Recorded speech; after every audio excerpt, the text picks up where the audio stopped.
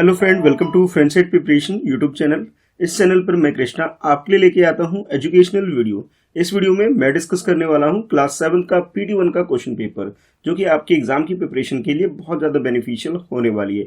इस वीडियो को आप यूटिलाइज कर सकते हैं अपने पीरियोडिक टेस्ट 1 के एग्जाम की प्रिपरेशन के लिए। तो समझ लेते हैं कि किस टाइप के क्वेश्चन पेपर आपके लिए फ्रेम किए जाएंगे और कौन कौन से क्वेश्चन आ सकते हैं, वो सारी चीज़ें मैं इस वीडियो में डिस्कस करने वाला हूँ। तो ये सबसे पहले जो पेपर होता है ये आपका पूरा कंप्लीट 40 मार्क्स का होने वाला है, जिसमें 40 मार्क्स के अंदर कुछ MCQ नेचर के क्वेश्चन होंगे और बाकी जो क्वेश्चन होंगे वो सब्जेक्टिव क्वेश्चन होंगे, जहां आपको सॉल्व करके दिखाना होगा। MCQ का मतलब ये होता है कि आपको 4 ऑप्शंस दिए जाएंगे जो आप अपने स्क्रीन पर देख सकते हो, जिसमें से 1 क्वेश्चन जो है, क्वेश्चन का जो 1 ऑप्शन जो होगा वो करेक्ट होगा, रिमेनिंग रॉन्ग होंगे। तो आपको क्वेश्चन सॉल्व करके चेक कर लेना है कि कौन सा ऑप्शन सही है, उसके अकॉर्डिंग आप अपना आंसर बता देंगे। तो जैसे आपकी स्क्रीन पर दिखाई दे रहा है ये मल्टीपल चॉइस क्वेश्चन नंबर 1 देखो जरा ध्यान से, जिसमें बोला जा रहा है कि find the value of a minus bracket minus b if a is equal to 28 and b is equal to 12। यहाँ पे एक एक्सप्रेशन आपको जो गिवन है, इस एक्सप्रेशन के अंदर हमें a की वैल्यू और b की वैल्यू को पुट करना है, और पुट करने के बाद जो भी रिजल्ट आएगा वो हमें चेक कर लेना है कि इनमें से कौन सा रिजल्ट आ रहा है। तो जैसे a की वैल्यू 28 है, ठीक है, माइनस माइनस प्लस हो जाएंगे, और 12, तो इनको प्लस करोगे तो आपके पास 40 आएगा। तो आप डी आंसर बता सकते हो। उसके बाद सेकंड क्वेश्चन है जिसमें आपके पास माइनस 41 बीच में है और प्लस 23 और प्लस 11 है। तो यहाँ पे जो बोर्ड मास का रूल होता है, तो आप इसमें यूज करके 23 और 11 को प्लस कर लोगे पहले, जो कि आपके पास 34 हो जाएगा, 34। और उसके बाद जो आपके पास ये माइनस 41 है, तो यहाँ तो ये माइनस तो कर दोगे, लेकिन जो ग्रेटर नंबर आपको यहाँ दिख रहा है वो 41 दिख रहा है, यानी कि नेगेटिव आपका आंसर आ जाएगा। तो -7 आपका रिजल्ट है, तो उस पर टिक कर दोगे। तो इस तरह से इस क्वेश्चन को सॉल्व कर सकते हो। उसके बाद नेक्स्ट है क्वेश्चन नंबर 3, जिसमें आपको बोला जा रहा है fill in the blank using appropriate number and number of name of the property. अब देखो इसमें क्या है कि आपके पास एक एक्सप्रेशन गिवन है, लेकिन एक ब्लैंक के फॉर्म में गिवन है, और आपसे बोला जा रहा है कि 17 plus dash is equal to 0। 17 में हम क्या ऐड करें जो हमारा रिजल्ट 0 आ जाए। तो इसमें हमें क्या करना होगा, -17 अगर मैं ऐड करता हूँ, जो कि माइनस और प्लस मिलकर के माइनस हो जाएंगे, तो ये 0 रिजल्ट आ जाएगा। तो इस प्रॉपर्टी को बोलते क्या है ये आपको बताना है। तो ये तो कंफर्म हो गया कि -17 आएगा। अब यहाँ पे देखो ये 2 रिजल्ट आपके पास है, यानी कि ये तो क्लियर हो गया कि C और D तो हो ही नहीं सकता आंसर। क्यों? क्योंकि 0 प्लस करोगे तो आंसर क्या आएगा, 17 आ जाएगा, तो ये तो पॉसिबल नहीं है। और A और B की अगर बात करें तो यहाँ पे -17 हाँ ये पॉसिबल है, लेकिन आपको ये आइडेंटिटी वाली प्रॉपर्टी है या इनवर्स वाली प्रॉपर्टी, ये आपको बताना है। ठीक है, तो कमेंट करके मुझे भी बताना। तो इस तरह से आप इसे टिक लगा करके अपना आंसर बता सकते हो। नेक्स्ट अगेन आपके पास क्वेश्चन नंबर 4 है, जिसमें आपके पास -15 इंटू 0 इंटू -18 है। इसका रिजल्ट आपको फाइंड आउट करना है। तो माइनस माइनस तो वैसे भी आपका ये प्लस हो जाएगा, ठीक है, तो यानी कि प्लस तो क्लियर है कि प्लस आएगा। अब प्लस वाला रिजल्ट देखो, ये तो पॉसिबल नहीं है, माइनस वाला रिजल्ट है, ये भी माइनस वाला रिजल्ट है, प्लस वाला रिजल्ट ही हमारा आएगा। तो 0 और 270 आएगा। अब एक बात और ध्यान दो, 0 से किसी भी नंबर को अगर हम मल्टीप्लाई करते हैं तो रिजल्ट क्या आता है, 0 आता है। इट मीन्स क्या होगा, बी हमारा आंसर होगा। मल्टीप्लाई करके देखने की जरूरत भी नहीं पड़ी हमें। ठीक है, जब आपको कॉन्सेप्ट क्लियर होंगे तब आप क्वेश्चन को बहुत क्विकली कर पाओगे, लेकिन पहले आपको कॉन्सेप्ट क्लियर करने पड़ेंगे अपने, और वो कैसे होता है, प्रैक्टिस करने से होता है। तो ज्यादा से ज्यादा क्वेश्चन की प्रैक्टिस करिए, तब जाके आप एग्जाम में इस तरह से बहुत स्पीड में भी आंसर कर सकते हैं। उसके बाद नेक्स्ट है क्वेश्चन नंबर 5। अब यहाँ पे देखो माइनस माइनस है दोनों में, -17 और -29। तो ये तो क्लियर हो गया कि माइनस माइनस क्या हो जाएगा, प्लस हो जाएगा। ठीक है, तो यानी कि ए वाला ऑप्शन तो आंसर हो ही नहीं सकता, इसे तो आप डायरेक्ट कट कर दोगे। इन दोनों को मल्टीप्लाई करोगे 1 आएगा, 1 तो कभी आ ही नहीं सकता, 0 आएगा, 0 भी नहीं आ सकता। तो अब हमारे पास ऑप्शन क्या बचा, डी बचा। बाकी आप मल्टीप्लाई करके अपना आंसर जरूर चेक करें कि यही आ रहा है या कुछ और आ रहा है। ठीक है, तो ये आपका आंसर आ जाएगा। उसका नेक्स्ट है 6 क्वेश्चन, जिसमें आपके पास 13 डिवाइडेड बाय -2 + 1। तो यहाँ पे जो 13 है, 13 के नीचे डिवाइड में आप लिख लो -2 + 1। ठीक है, ये इसको सिंप्लीफाई करोगे तो वहाँ -1 आ जाएगा नीचे, और ऊपर आपके पास 13 आ जाएगा, यानी कि आप इसे लिख सकते हो -13, आप इसे लिख सकते हो। तो ये आपका डी आंसर हो जाएगा। ठीक है, तो इस तरह से आपको इसको सॉल्व करके भी दिखा देना, ताकि जो टीचर है आपके पूरे मार्क्स आपको दे सके। उसके बाद नेक्स्ट है क्वेश्चन नंबर 7, जिसमें ये आपके पास एक है नंबर एक्सप्रेशन फ्रैक्शन नंबर, और एक आपके पास नॉर्मल नंबर है जिनको आपको प्लस करके दिखाना है। तो एलसीएम लेकर के इस तरह से आप इसे सॉल्व कर सकते हैं। 32 हो जाएगा, 8 और 4 को मल्टीप्लाई करोगे। अब ये +7 है, जब इनको प्लस करोगे तो आपके पास क्या आएगा, 39/8 आएगा। तो 39/8 जो है आपका बी ऑप्शन है, ये आपका करेक्ट हो गया। ठीक है, यहाँ कुछ नहीं है तो इसके नीचे क्या होगा, 1 आ जाएगा। इस तरह से मैंने इसको एलसीएम निकाल के इसको सॉल्व कर दिया। नेक्स्ट है उसके बाद 8th क्वेश्चन, जिसमें आपके पास ये मल्टीप्लाई करना है। तो मल्टीप्लाई में पहले देख लेंगे कहीं कोई कैंसिल आउट हो रहे क्या नहीं हो रहे। तो अब मैं क्या करूँगा, इन दोनों को मल्टीप्लाई करूँगा, 2 और 4 को 8 आ गया और नीचे 3 आ गया। तो 8/3 अगर मुझे आंसर दिख रहा है कहीं तो वही मेरा करेक्ट आंसर हो जाएगा। तो ये मेरा बी आंसर हो गया। उसका नेक्स्ट देखो, क्वेश्चन नंबर 9 देखो, जिसमें आपको बोला जा रहा है कि 1/2 ऑफ 9/4। 9/4 का आपको 1/2 कैलकुलेट करना है। इट मीन्स इन दोनों को क्या करना है, मल्टीप्लाई करना है। यानी कि 1/2 को 9/4 से मल्टीप्लाई करके इसे सिंप्लीफाई कर सकते हो। अब जरा ध्यान से देखो, यहाँ पे जो आपके पास जो रिजल्ट है ये कैंसिल आउट तो कहीं नहीं हो रहे, तो आप ये कह सकते हो 9/8 हमारे पास रिजल्ट आएगा। 9/8 क्या हमारे ऑप्शन में है, बिल्कुल है, बी वाला आंसर है। ठीक है, तो ये आप इसे सॉल्व करके टिक लगा दोगे। नेक्स्ट उसके बाद क्वेश्चन नंबर 10 है आपके सामने, और 10 में आपको बोला जा रहा है कि इसको फाइंड आउट करो, इसका सोल्यूशन क्या आएगा। तो ये जो मिक्स फ्रैक्शन आपके पास है 2 and 3/5 जो है, इसको पहले सिंपल फ्रैक्शन में कन्वर्ट करोगे, जिसके लिए आप ये 5 और 2 को मल्टीप्लाई करोगे, 10 हो जाएगा। 10 + 3 करोगे 13, यानी कि 13/5 तो इधर हो गया और इधर 3 आ गया। अब 13 and 3 को मल्टीप्लाई करोगे तो रिजल्ट क्या आएगा, 39 आएगा। तो 39/5 अगर रिजल्ट आपका आ रहा है, ऑप्शन में भी है, तो ये आपका आंसर हो जाएगा। तो इस तरीके से आप इसको भी सॉल्व कर सकते हो। यानी कि ये सारे क्वेश्चन जब कर पाओगे, जब आप इसकी प्रैक्टिस बहुत अच्छे से करोगे। तो मेरे साथ साथ आप लोग भी इसकी प्रैक्टिस जरूर करो, ठीक है। उसके बाद नेक्स्ट है आपके पास क्वेश्चन नंबर 11। 11 में आपको बोला जाए term reciprocal of 3/4। Reciprocal means होता है नंबर, जो भी फ्रैक्शन नंबर आपको गिवन है उसको रिवर्स कर देना। जैसे न्यूमिनेटर में यहाँ पे क्या है, 3 है, और डिनोमिनेटर में आपके पास क्या है, 4 है। इसको रिवर्स कर दो, उल्टा कर दो। उल्टा करने का मतलब है डी की वैल्यू को ऊपर कर दो, एन की वैल्यू को नीचे कर दो। ठीक है, कुछ इस टाइप से इसे कर दो। तो यानी कि 4 ऊपर चला जाएगा, 3 नीचे आ जाएगा। तो कुछ इस तरह से ये आपका आंसर आ जाएगा। देखो ऐसा आंसर आपको गिवन है क्या, हाँ बिल्कुल गिवन है। अब यहाँ पर देखो, यहाँ पे सी में भी सेम आंसर है, डी में भी ये आंसर है। थोड़ा सा टाइपिंग मिस्टेक हो गया है इस क्वेश्चन के अंदर। ठीक है, दोनों रिजल्ट क्या आपके पास 4/3 है। तो इस टाइप का भी हो सकता है एग्जाम में कि आपके सामने इस टाइप की प्रॉब्लम आ जाए कि आपको सेम आंसर। तो यहाँ पे अगर आप सी पे भी टिक लगा दो या फिर डी पे, किसी पे भी टिक लगा दो, आपको मार्क्स मिल जाएंगे। तो इस टाइप की प्रॉब्लम भी आपके एग्जाम में आ सकती है। तो बेटर ये है कि आप इसे सॉल्व करके दिखाना इस तरह से, और दोनों पे टिक लगा देना, ताकि आगे टीचर आपको देख ले, अच्छा ठीक है ये थोड़ा टाइपिंग मिस्टेक है। तो इस तरह की प्रॉब्लम अगर आए तो ध्यान रखें। कई बार क्या होता है कि माइनस का साइन जरूर देख लेना, कि जैसे यहाँ पे क्या है कि आंसर देखो सेम होगा, किसी एक में हल्का सा कहीं माइनस का निशान लगा होगा। ठीक है, ये भी आपको ध्यान रखना है। तो आपको क्लियर होगा कि माइनस वाला तो नहीं, प्लस वाला हमारा आंसर होगा। तो छोटी छोटी बातें हैं, जानबूझ के इस टाइप के क्वेश्चन मैंने फ्रेम किए हैं ताकि आपको ध्यान रहे कि ऐसी प्रॉब्लम आपके एग्जाम में आ सकती है। उसका नेक्स्ट आपको बोला जा रहा है विच इज ग्रेटर 7 और 0.7। अब आपसे पूछा जा रहा है कि कौन सा नंबर ग्रेटर होगा। देखो 7 का मतलब होता है 7.0, और ये जो आपके 0.7 है इसका मतलब होता है 0.7 ये। तो इन दोनों में से ग्रेटर नंबर कौन सा है, तो आप कहोगे सर 7 जो है ना 7.0 ये ग्रेटर नंबर है। ठीक है, तो जो भी ग्रेटर नंबर है उस पर हमें टिक करना था, बस सिंपल सा क्वेश्चन है, और आपने सी पे टिक कर दोगे। नेक्स्ट है आपके पास ये केजी में कन्वर्ट करने के लिए आपको बोला जा रहा है, और आपके पास वैल्यू जो है 3470 ग्राम। तो यहाँ पे जो है इसको आपको इसे कन्वर्ट करना है ग्राम को केजी के अंदर। तो बच्चों सबसे पहले तो आपको ये बताना चाहिए कि किस तरह से ग्राम को हम कन्वर्ट करते हैं केजी में। बहुत सिंपल सा फार्मूला होता है कि जब भी आप ग्राम को कन्वर्ट करना चाहते हो केजी में, तो आपने क्या करना है, डिवाइड कर लेना है उसे 1000 से। ठीक है, जब आप 1000 से इसे डिवाइड करोगे आपके पास रिजल्ट आ जाएगा। तो जब आप इस नंबर को 3470 को 1000 से डिवाइड करोगे तो आपका रिजल्ट आ जाएगा 3.470। ऐसा कहीं आंसर दे रखे है क्या, तो ध्यान से देखोगे ऑप्शन में तो आपको बी ऑप्शन ऐसा दिख जाएगा। तो ये आपका आंसर हो जाएगा। ठीक है, ये छोटी सी ट्रिक है, छोटा सा रूल है जो आपको याद रखना है कि जब भी हमें ग्राम को हमें कन्वर्ट करना होता है केजी के अंदर, तो हम लोग क्या करते हैं 1000 से डिवाइड करते हैं। ठीक है, अच्छा उसके बाद नेक्स्ट है आपका क्वेश्चन नंबर 14, जिसमें आपके पास 2 नंबर्स दे रखे, एक डेसिमल नंबर है और एक नॉर्मल नंबर है, जिसमें आपको बोला जा रहा है इसको मल्टीप्लाई करो। तो सबसे पहले जो डेसिमल है इसको रिमूव करते हैं। डेसिमल रिमूव करने के बाद जो भी आएगा पहले उसे लिख लेते हैं। तो 362 आ जाएगा। अब डेसिमल के बाद 2 डिजिट है, इट मीन्स 1 के बाद 2 डिजिट, यहाँ पे 2 टाइम्स 0 लगा लोगे, और ये 100 ऊपर है मल्टीप्लाई में, तो ये 100 और ये 100 क्या होगा, कैंसिल हो जाएंगे। तो रिजल्ट आपके पास क्या है 362। देखो ऐसा आंसर है क्या, तो आप देखोगे हाँ ऐसा आंसर है यहाँ पे 362 डॉट या फिर डेसिमल 00। तो ये आपका आंसर हो जाएगा कि किसी भी नंबर के बाद लास्ट में हम डेसिमल लगा कर कितने भी 0 लगा सकते हैं, है ना। तो हमारे पास आंसर क्या आएगा, सी हमारे पास आंसर आ जाएगा।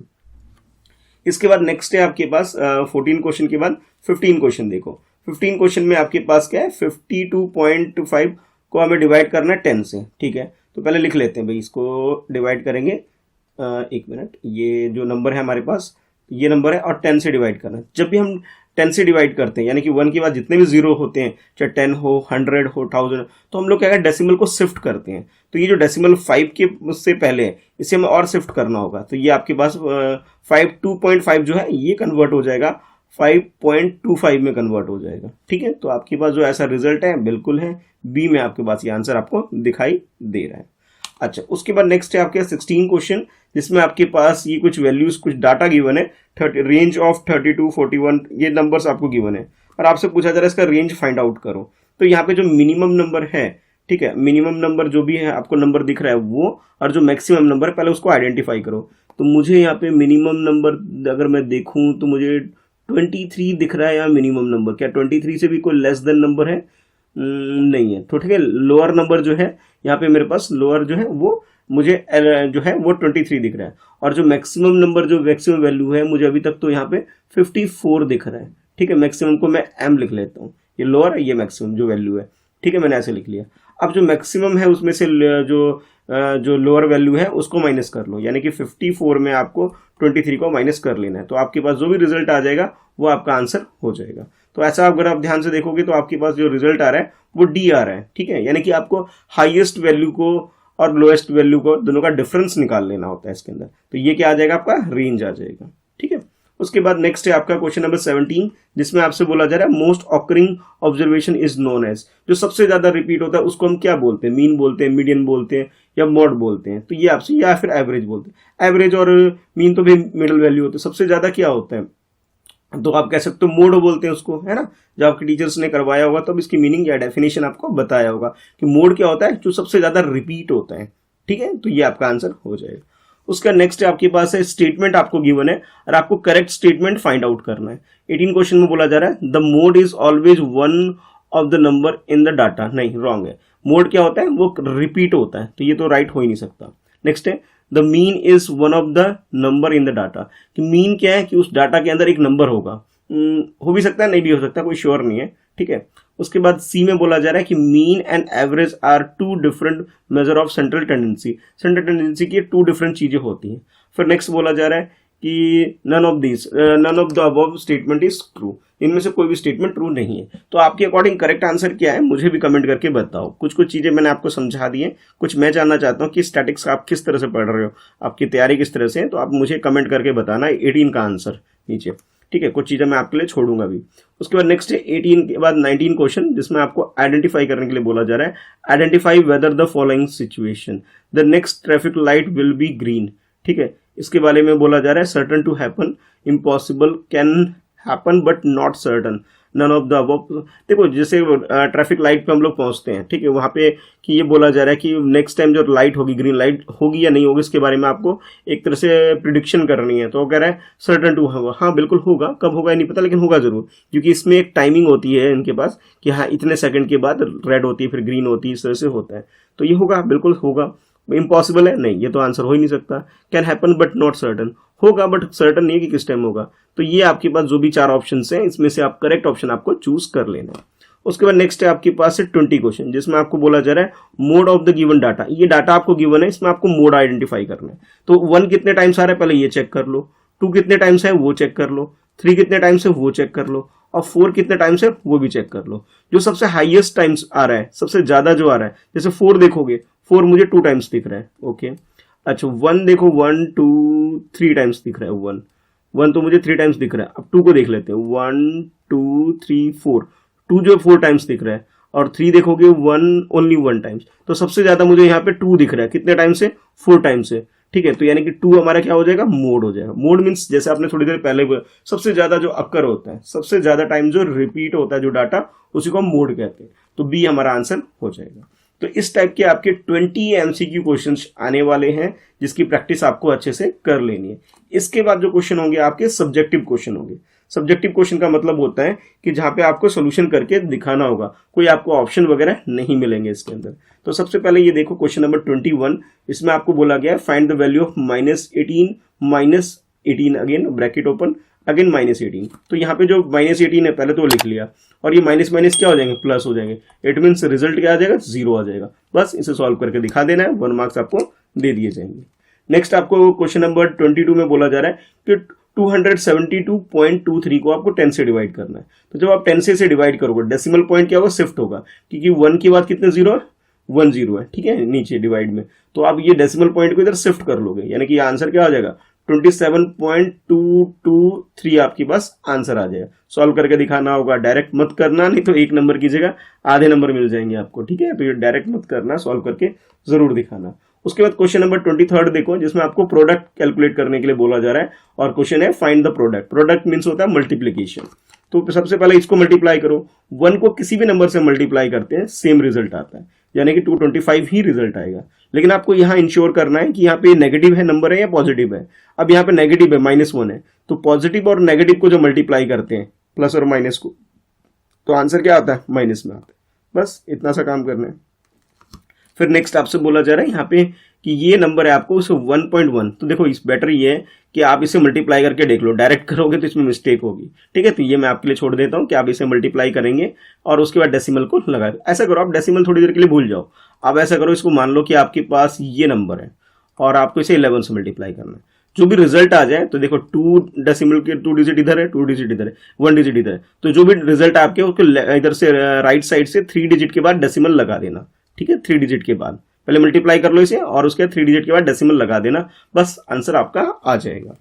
उसके बाद नेक्स्ट है क्वेश्चन नंबर 24, जिसमें आपको बोला जा रहा है find the median of the data. अब आपको मीडियन कैलकुलेट करने के लिए बोला जा रहा है, तो नंबर ऑफ डाटा पहले काउंट कर लो कितने हैं, 1 2 3 4 5 6 7 8 9 है, ठीक है 9 है। तो 9 का मतलब हो गया 9 + 1 डिवाइडेड बाई 2 करोगे इसे, तो जो आपका रिजल्ट क्या आ जाएगा, 9 + 1 10 हो गया, 10/2 हो गया। इट मीन्स 5th टर्म जो होगा वो आपका रिजल्ट होगा। तो इसको पहले असेंडिंग ऑर्डर में अरेंज कर देना, इसे असेंडिंग ऑर्डर में अरेंज कर दोगे, जो स्मॉलेस्ट जो वैल्यू होगी वो सबसे आगे, और जो ग्रेटर वैल्यू होगी वो सबसे पीछे है, और जो भी 5th प्लेस पे आएगा वो आपका आंसर हो जाएगा। देखो असेंडिंग ऑर्डर में अरेंज करना तो आपको आता होगा भाई, सबसे छोटा नंबर आगे, सबसे बड़ा नंबर पीछे, और जो भी 5th नंबर पे आएगा वो आपका आंसर हो जाएगा। उसके बाद नेक्स्ट है आपके पास क्वेश्चन नंबर 25। ये क्वेश्चन भी आपका ये 3 मार्क्स का है, पहले पढ़ लेते हैं क्वेश्चन क्या है।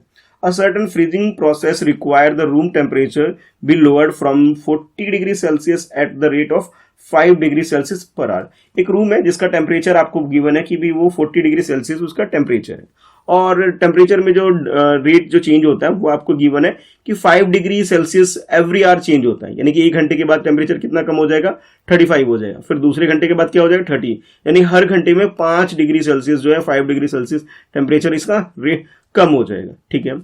What will be the room temperature 10 hour after the process began. अभी जो प्रोसेस स्टार्ट होगा उसके 10 आवर के बाद, यानी कि 10 घंटे के बाद क्या इसका टेम्परेचर होगा। तो देखो अभी करंट टेम्परेचर आपके पास क्या है, 40, अच्छा रेट क्या आपके पास है 5, और कितने टाइम के बाद, 10 आवर के बाद, तो 10 से मल्टीप्लाई कर लो। तो आप इसे जब मल्टीप्लाई करोगे तो आपके पास ये 40 - 50 आ जाएगा, ठीक है। तो जब इसे माइनस करोगे तो आपके पास क्या आएगा, 10 आएगा। अब ग्रेटर नंबर क्या है यहाँ पे, 50 है, तो माइनस में आपका रिजल्ट आएगा।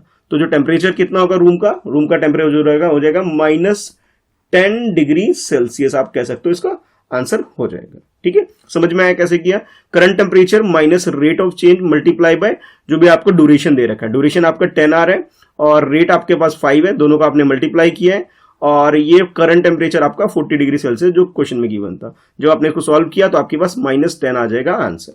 उसके बाद नेक्स्ट है क्वेश्चन नंबर 26 देखो, जिसमें आपको बोला जा रहा है कि 2 wheeler cover a distance of 55.3 kilometre in 1 litre of petrol, ठीक है। 2 व्हीलर कोई भी बाइक या स्कूटी है जिसने 1 लीटर पेट्रोल यूज करके इतना डिस्टेंस कवर कर लिया है, 55.3 किलोमीटर।